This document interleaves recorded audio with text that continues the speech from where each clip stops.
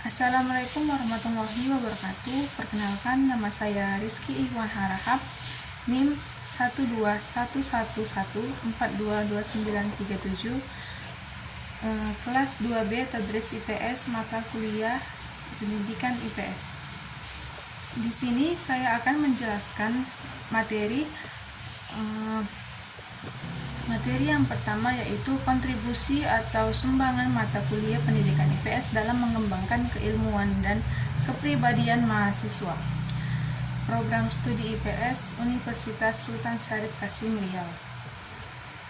Nah, penguasaan dan pembahasan kita tentang dasar-dasar pendidikan IPS diperlukan untuk dapat mengembangkan dan melaksanakan pembelajaran. Hal ini penting agar kita sebagai mahasiswa untuk dari program Tadris IPS memiliki pemahaman yang lebih sehingga memberikan kepada kita kemudahan dan merumuskan tujuan untuk kepentingan pembelajaran kita sebagai mahasiswa program studi Tadris IPS. Program Tadris IPS sendiri yaitu menghadirkan calon-calon guru yang akan menjadi guru yang nantinya akan menganalisis dan menggunakan pemahaman tersebut dalam memecahkan masalah dan mengatasi kesulitan kita dalam mengembangkan pendidikan IPS. Lanjut, materi yang kedua yaitu analisis isu-isu kontemporer yang berkaitan dengan ilmu pengetahuan sosial yang dapat diangkat dalam proses pembelajaran IPS. Bagaimana sikap Anda melihat fenomena dan problematika sosial tersebut? Nah, isu yang berkembang sekarang berkaitan dengan pendidikan IPS, pendidikan dan di bidang kehidupan masyarakat manusia yang lain, seperti sosial, ekonomi, budaya, politik, dan sebagainya. Contoh yaitu mengembangkan pembelajaran serta memahami isu-isu sosial kontemporer di lingkungan setempat.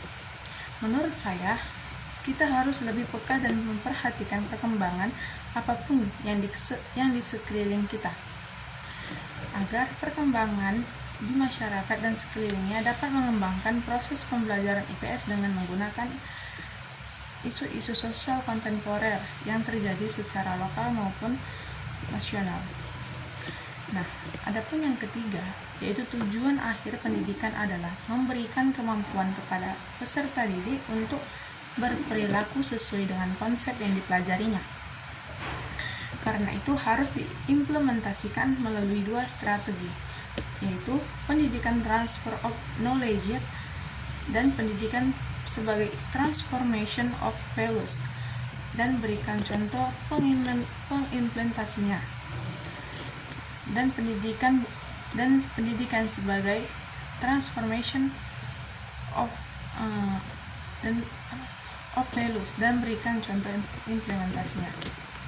Nah, pendidikan sebagai transfer of knowledge yaitu bermakna nilai moral dan kebaikan. Contohnya, seorang guru dan muridnya mentransfer ilmu atau guru tersebut memberi ilmu kepada muridnya, sehingga generasi yang dilahirkan bukan hanya intelektual semata dan juga berakhlakul karimah. Kalau dengan transfer of law, yaitu mentransfer nilai dan sifatnya sama dengan transfer of knowledge.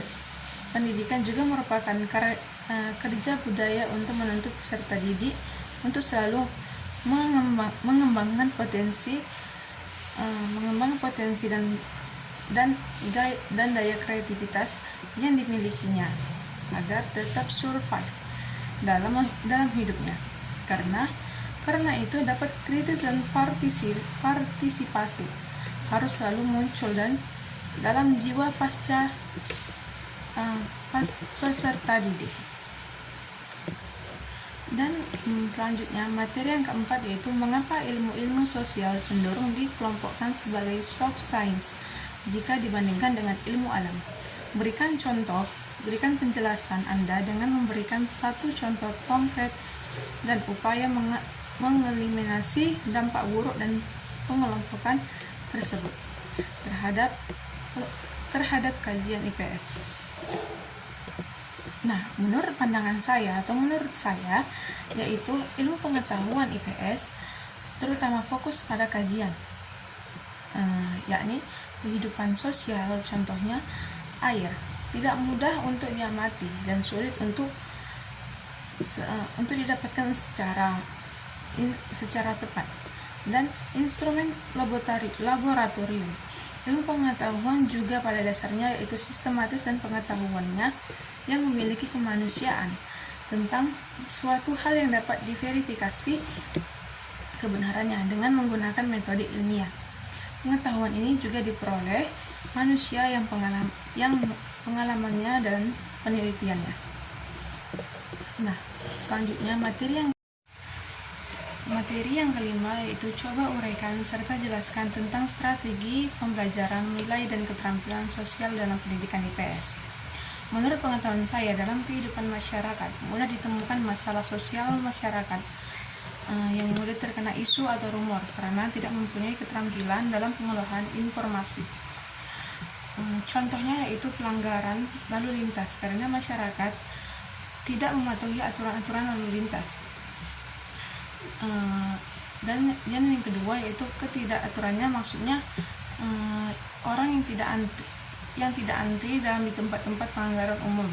Yang ketiga, pencemaran lingkungan, yaitu orang membuang sampah tidak di tempatnya dan merokok sembarangan di tempat umum yang tertutup dan toilet yang berfungsi sebagai tempat pembuangan sampah. Masuk yang materi terakhir yaitu materi yang keenam, jelaskan uraikan latar belakang lahirnya dan berikan